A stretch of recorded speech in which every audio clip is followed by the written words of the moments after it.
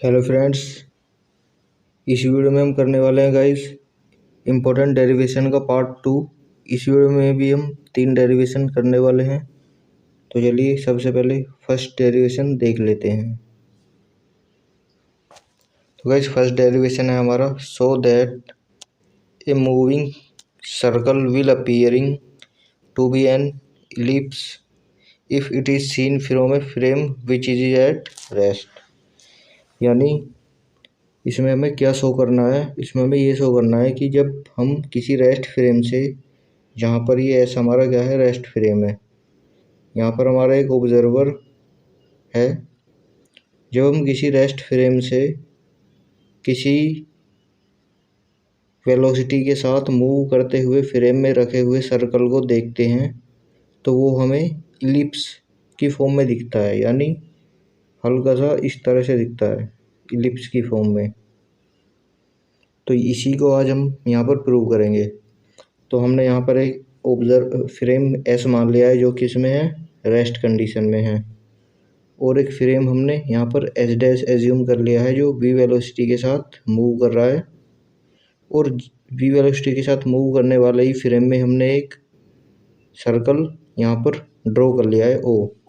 तो इस S frame यानी रेस्ट वाले फ्रेम जो है, इसमें जो ऑब्जर्वर है उसे ये एस डैश वाले फ्रेम में रखा हुआ सर्कल इलिप्स की फॉर्म में दिखेगा जब ये फ्रेम वी वेलोसिटी के साथ मूव कर रहा होगा।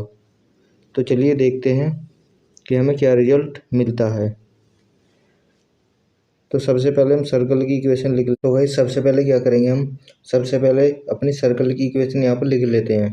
तो the equation of circle is, circle की इक्वेशन होती है हमारी x square plus y square equals to a square.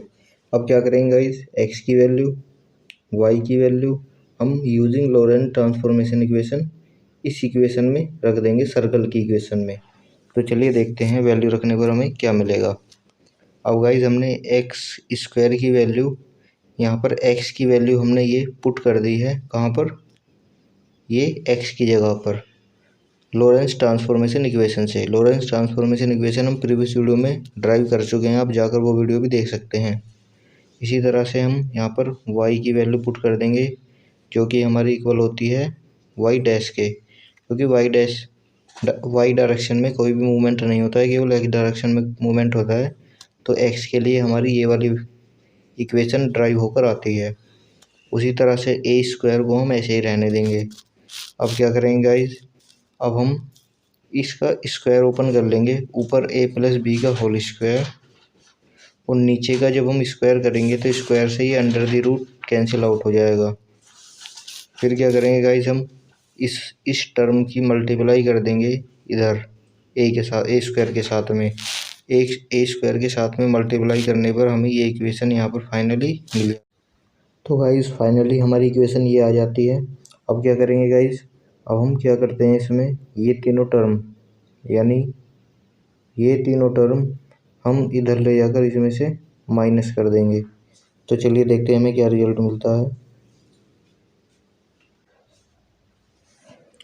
तो गाइज ये तीनों टर्म हमने इधर माइनस कर दी हैं। अब क्या करते हैं गाइज, इस पूरी टर्म में से हम ये वाला पोर्शन ले लेते हैं कॉमन। तो गाइज ये पोर्शन कॉमन लेने पर ये कुछ इस तरह से यहाँ पर कॉमन आ जाता है, 1 minus v square upon c square. और इस पूरे इक्वेशन में से ये वाली इक्वेशन ले लेते हैं कॉमन। तो ये कुछ इस तरह से इक्वेशन आ जाती है, 1 minus v square upon c square. अब ये पूरी इक्वेशन इस इक्वेशन से हो जाएगी कैंसिल आउट, क्योंकि दोनों इक्वल्स के अदर साइड हैं। तो वैसे जब ये दोनों इक्वेशन कैंसिल आउट हो जाएंगी तो यहाँ पर ये टर्म इसके डिवाइड में चली जाएगी। तो ये टर्म हो जाएगी हमारी x dash square upon 1 minus v square upon c square, plus ये इससे कॉमन आ जाएगी तो इसकी वैल्यू यहाँ पर 1 हो जाएगी। तो ये बचेगी हमारी वाई डैश स्क्वायर अपॉन 1। इसी तरह से इसकी वैल्यू यहाँ पर 1 हो जाएगी क्योंकि ये कॉमन होकर कैंसिल आउट हो गई थी। तो ये टर्म यहाँ पर बच जाएगी हमारी ए स्क्वायर माइनस, और इस पूरी टर्म में इसका डिवाइड हो जाएगा क्योंकि ये यहाँ से कॉमन आई थी। तो इस टर्म का यहाँ पर हमने डिवाइड कर दिया है।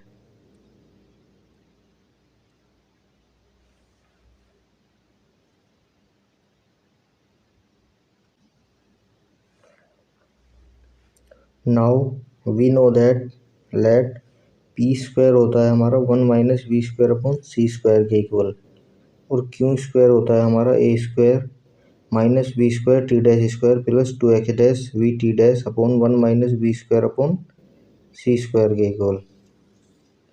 तो गाइज ये टर्म हम देख रहे हैं यहाँ पर, ये टर्म हमारी किसके इक्वल है, पी स्क्वायर के। तो इसकी जगह पर हम पी स्क्वायर, और ये इस पूरी टर्म की जगह पर हम क्यू स्क्वायर इस इक्वेशन में यहाँ पर पुट कर देंगे।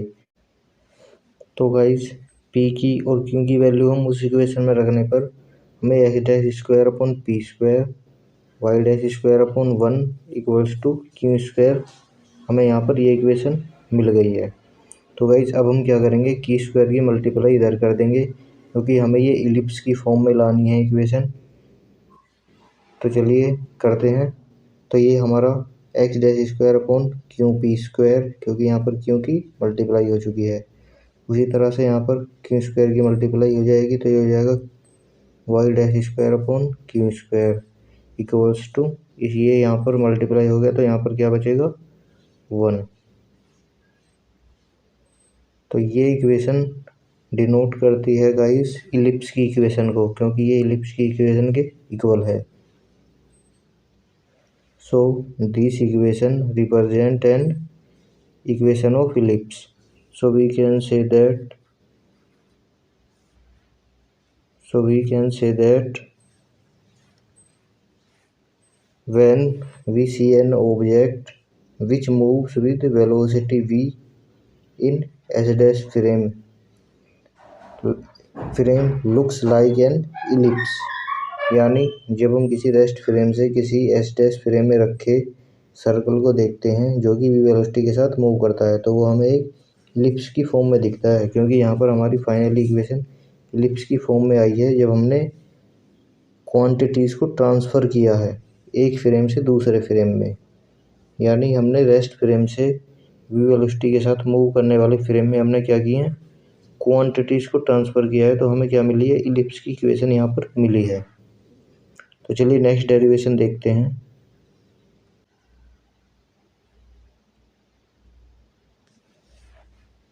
तो चलिए सेकंड डेरिवेशन देख लेते हैं। So that the relativistic kinetic energy will convert classical kinetic energy if v is very very less than to c। यानी इसमें कहा गया है कि हमें ये प्रूव करना है कि जो रिलेटिविस्टिक काइनेटिक एनर्जी होती है वो हमारी क्लासिकल काइनेटिक एनर्जी के इक्वल होती है जब वेलोसिटी क्या हो, वेरी वेरी लेस देन हो स्पीड ऑफ लाइट के। यानी जब वेलोसिटी बहुत ही कम हो तो हमारी जो रिलेटिविस्टिक काइनेटिक एनर्जी है, जो हमने प्रीवियस वीडियो में भी डेरिवेशन किया है इसका, रिलेटिविस्टिक काइनेटिक एनर्जी के बारे में मैंने प्रीवियस वीडियो में बताया हुआ है। तो गाइस जो रिलेटिविस्टिक काइनेटिक एनर्जी है वो हमारी क्लासिकल काइनेटिक एनर्जी के बराबर होती है जब क्या है v very very less than to c हो। गाइस क्लासिकल काइनेटिक एनर्जी क्या होती है, जो हम 9th 10th या 11th 12th में जो काइनेटिक एनर्जी पढ़ते हैं हाफ mv², वो हमारी क्या होती है, क्लासिकल काइनेटिक एनर्जी होती है। तो यही इसमें कहा गया है कि जब हम दो फ्रेम ऑफ रेफरेंस के बीच या दो सिस्टम्स के बीच एक दूसरे के रिलेटिव काइनेटिक एनर्जी को फाइंड करते हैं तो वो हमारी क्लासिकल काइनेटिक एनर्जी के इक्वल होती है जब उनकी जो वेलोसिटी हो क्या हो, बहुत ही लेस देन हो c से। तो चलिए देखते हैं। The expression for relativistic kinetic energy is, जब हम रिलेटिविस्टिक काइनेटिक एनर्जी की बात कर लेते हैं तो रिलेटिविस्टिक काइनेटिक एनर्जी होती है हमारी m माइनस एम नोट और c स्क्वायर इसके साथ भी होता है और इसके साथ भी होता है। तो हमने c स्क्वायर क्या ले लिया, यहाँ पर कॉमन ले लिया। अब क्या करेंगे गाइज, m की जगह पर हम रिलेटिविस्टिक मास रख देंगे जो होता है हमारा m equals to m not upon under the root 1 minus v square upon c square के। इक्वल। तो गाइज ये वैल्यू हम यहाँ पर पुट कर देंगे m की जगह पर। वैल्यू पुट करने पर हमें क्या मिलेगा गाइज, इस वैल्यू को हम यहाँ पर ऊपर ले जाएंगे तो इसकी अंडर द रूट की पावर -1/2 हो जाएगी और एम नोट सी स्क्वायर क्या हो जाएगा, कॉमन हो जाएगा। यानी एम नोट इसमें से और एम नोट इसमें से हम कॉमन ले लेंगे तो बाहर हमारा एम नोट सी स्क्वायर होगा और ये वैल्यू ऊपर जाने पर इसकी पावर नेगेटिव हो जाएगी और एम नोट कॉमन आ जाने पर इसकी जगह पर -1 बच जाएगा।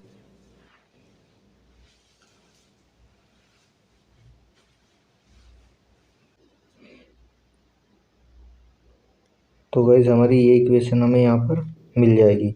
अब क्या करते हैं हम, बाइनोमियल थ्योरम के अकॉर्डिंग इस वैल्यू को यानी इस वाली टर्म को केवल क्या कर देंगे, एक्सपेंड कर देंगे। तो बाइनोमियल थ्योरम के अकॉर्डिंग हमें पता है 1 माइनस एक्स की पावर n इक्वल्स टू होता है हमारा 1 प्लस nx। वैल्यू ओपन कर देंगे इस टर्म की। तो चलिए देखते हैं। तो गाइज ये टर्म हमारी ऐसे ही रहेगी, इसकी वैल्यू 1 ऐसे ही रहेगा और इस टर्म को ओपन करेंगे जब तो हमारी ये पावर आगे आ जाएगी n की, यहाँ पर वर्क करेगी। तो गाइस ये माइनस और ये माइनस क्या हो जाएगा, प्लस हो जाएगा और हाफ और x की जगह पर यानी ये टर्म हमारी सेम ऐसे ही यहाँ पर आ जाएगी। तो चलिए इसे आगे सॉल्व करते हैं। तो यहाँ पर केवल हम ये दो टर्म्स तक ही से सोल्व करेंगे, इस टर्म की हमें कोई आवश्यकता नहीं है। तो गाइज हमने वहाँ पर हायर टर्म क्या कर दी थी, नेगलेक्ट कर दी थी, क्योंकि यहाँ पर v हमारा क्या था, very very less than to c था। तो हमने वहाँ पर थर्ड टर्म जो थी वो नेगलेक्ट कर दी थी। तो वही यहाँ पर लिखा हुआ है, since v is very very less than to c so higher term में बी नेगलेक्टेड। ठीक है, तो अब क्या करेंगे गाइज, इस टर्म की मल्टीप्लाई इस टर्म के साथ कर देंगे, क्योंकि यहाँ पर माइनस का 1 है और प्लस का 1 है, ये कैंसिल आउट हो जाएगा। अब गाइस इस टर्म की मल्टीप्लाई इसके साथ करेंगे तो ये हो जाएगी हमारी 1/2 m not square c square, क्योंकि चलिए मल्टीप्लाई करके दिखा देता हूँ मैं, half v square upon c square और m not square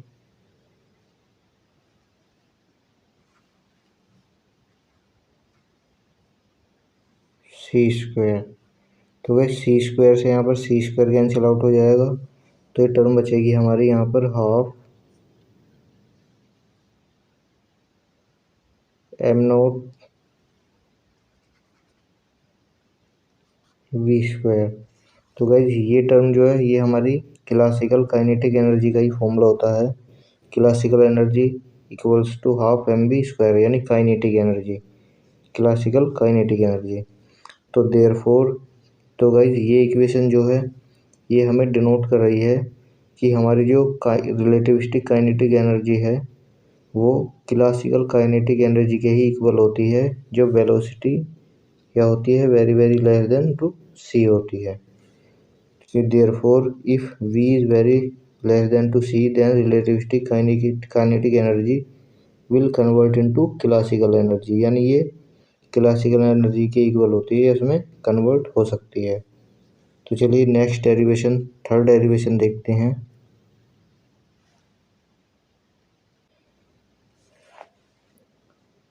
third derivation है हमारा, so that the relativistic form of Newton second law when f is parallel to v, यानी जो v वेलोसिटी थी उसके पैरेलल क्या है, हमारा फोर्स लगा हुआ है।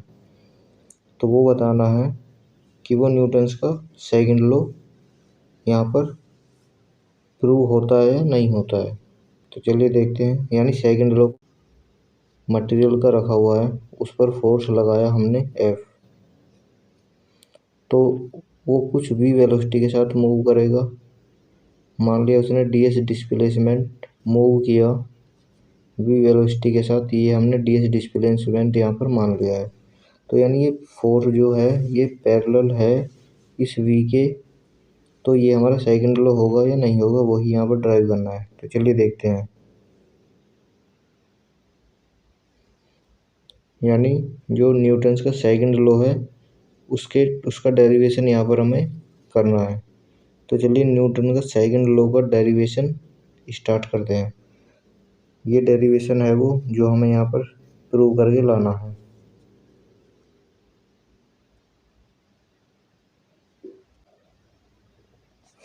तो guys according to Newton second law हमें पता है फोर्स क्या होता है। फोर्स होता है change in momentum upon change in time. यानी मोमेंटम के रेट जो है चेंज होने का वही क्या कहलाता है, रिलेटिविस्टिक फोर्स कहलाता है। तो वो हम यहाँ पर लिख देंगे force equals to change in momentum upon change in time. Guys momentum क्या होता है, मास इंटू वेलोसिटी। पी की वैल्यू होती है मास इंटू वेलोसिटी यानी mv। तो गाइस यहाँ पर हम पी की जगह पर mv यहाँ पर पुट कर देंगे। mv पुट करने पर हम क्या करेंगे गाइस, m की जगह पर हम रेस्ट मास यानी रिलेटिविस्टिक मास की वैल्यू पुट कर देते हैं। रिलेटिविस्टिक मास होता है हमारा ये m equals to m not under the root 1 - v² upon c²। ये सभी डेरिवेशंस हम प्रीवियस वीडियो में कर सकते हैं, आप जाकर वहाँ भी देख सकते हैं। तो हमने यहाँ पर इस m की जगह पर रिलेटिविस्टिक मास की वैल्यू पुट कर दी है। तो ये टर्म हमारी ये वाली सेम ऐसे ही रहेगी और m की जगह पर ये वाली टर्म हम यहाँ पर पुट कर दी है और v हमारा सेम ऐसे ही रहेगा। तो गाइस हमें ये इक्वेशन यहाँ पर मिल जाती है।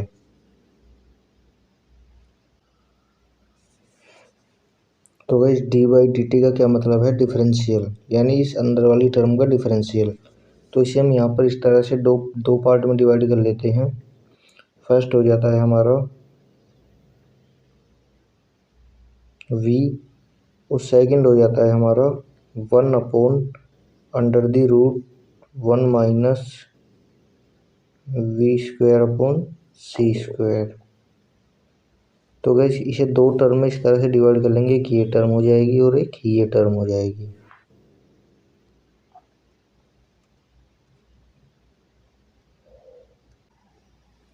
तो गैस एम नोट क्या है हमारा, एम नोट मासलेस वेट है।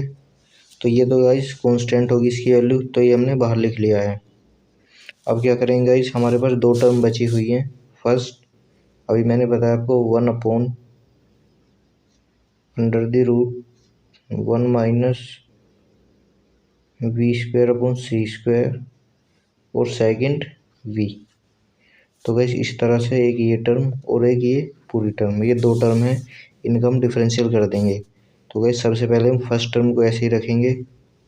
सेकंड टर्म का डिफरेंशियल क्या हो जाएगा, dv/dt यानी इस v का डिफरेंशियल प्लस अब सेकंड टर्म को ऐसे ही रख देंगे v को, जो हमारी सेकंड टर्म है ये v, और इस फर्स्ट टर्म का डिफरेंशियल करेंगे। तो फर्स्ट टर्म का डिफरेंशियल करेंगे तो वो क्या हो जाएगा गाइस, हमारी पावर आगे आ जाएगी यानी -1/2 1 - v² अपॉन c² की पावर -1/2 और इस v का करेंगे फिर तो -2v अपॉन c² अपॉन में 1 - v² अपॉन c²। ये गाइज हमारी सेकंड टर्म का डिफरेंशियल होगा। तो गाइज इन दोनों टर्म का डिफरेंशियल करने पर हमें ये वाली इक्वेशन यहाँ पर मिल जाती है। तो चलिए देखते हैं इसे आगे सॉल्व करने पर। f equals to m not dv/dt यहाँ भी है और यहाँ भी है, ये हमने यहाँ पर कॉमन ले लेंगे और 1 - v² अपॉन c², ये टर्म ऊपर जाकर इसकी पावर नेगेटिव हो जाएगी और इस टर्म की भी पावर ऊपर जाकर नेगेटिव हो जाएगी। तो इसकी -3/2 ये ऊपर जाकर नेगेटिव हो जाएगी, ये टर्म हम यहाँ पर कॉमन ले लेंगे। तो गाइज हमें यहाँ पर ये इसके अंदर ब्रैकेट वाली टर्म यहाँ पर ये बचेगी। अब गाइज अब हम क्या करेंगे, इस टर्म से को ओपन करने पर ही कैंसिल आउट हो जाएगी और 1 की मल्टीप्लाई इस टर्म के साथ हो जाएगी। तो फाइनली हमारा जो आंसर आ जाएगा f bar equals to m not dv/dt 1 - v² upon c² की पावर -3/2। यही गाइज हमारा न्यूटन्स का सेकंड लॉ होता है। तो फाइनली हमें यही प्रूव करना था। आई होप आपको वीडियो पसंद आई हो तो वीडियो को लाइक करें और चैनल को सब्सक्राइब करना ना भूलें।